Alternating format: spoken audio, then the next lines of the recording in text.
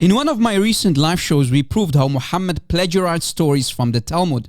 I'll provide the link to that video and the references we will use in this video in the description box.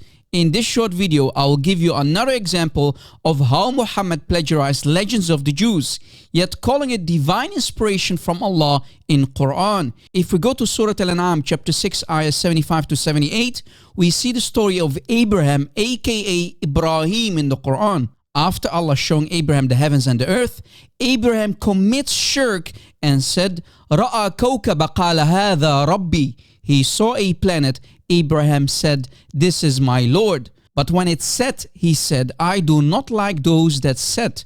Which is a funny thing to say in the Quran because Abraham did not see Allah at all. So going by that logic, Abraham should have not worshipped Allah at all because Allah never showed his face. Allah all that time was hiding behind a hijab. And in verse 77 we read, فَلَمَّا رَأَى الْقَمَرَ بَازِغًا قَالَ هَذَا رَبِّي. Then when he saw the moon rising, he said, this is my Lord. But when it set, he said, if my Lord does not guide me, I will be of the misguided people.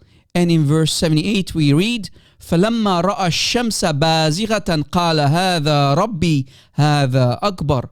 When he saw the sun rising, he said, this is my Lord, this is bigger. Notice, biggest here is a false translation. Now, let me prove to you that Muhammad plagiarized these Quranic verses from the legends of the Jews, which existed 3 centuries before Islam. On Safaria.org, we can find the proof. In Legends of the Jews, book 1:5, we see the same story of Abraham mentioned. Let's read. When the sun sunk and the stars came forth, he said, these are the gods. But the dawn came and the stars could be seen no longer. And then he said, I will not pay worship to these, for they are no gods. Thereupon the sun came forth, and he spoke, this is my God, him will I extol. But again the sun said, and he said, he is no God. And beholding the moon, he called her his God, to whom he would pay divine homage. Then the moon was obscured, and he cried out, this too is no God. Do you see how easy it is to find how Muhammad even plagiarized from legends and fairy tales of the Jews before him?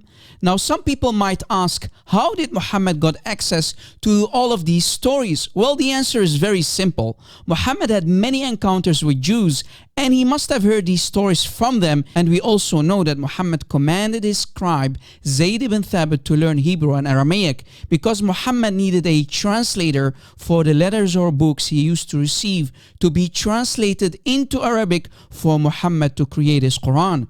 Now, do you understand why the people used to call Muhammad the ear? And in many ayahs we read how the Quraysh of Mecca called him out and said, these are known tales of the ancients that we heard before you, which you, Muhammad, caused to be written.